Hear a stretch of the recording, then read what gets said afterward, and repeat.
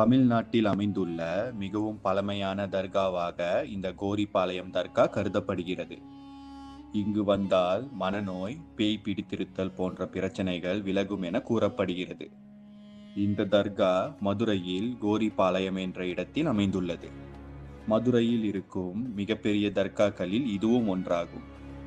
இந்த தர்காவில் அதிசயமாக கருதப்படுவது இங்கு 2 மதுரை சுல்தான்களின் கல்லறைகள் உள்ளன.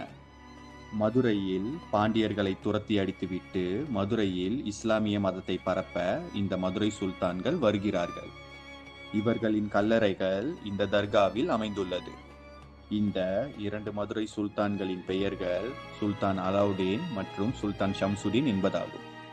மேலும் கண்களுக்கு தெரியாத ஒரு கல்லறை இந்த கோரிப்பாளையம் தர்காவில் இருப்பதாக நம்பப்படுகிறது. இது இந்தியாவில் இஸ்லாம் மதத்தை பரப்ப வந்த சுல்தான் ஹபீபுddin உடையது என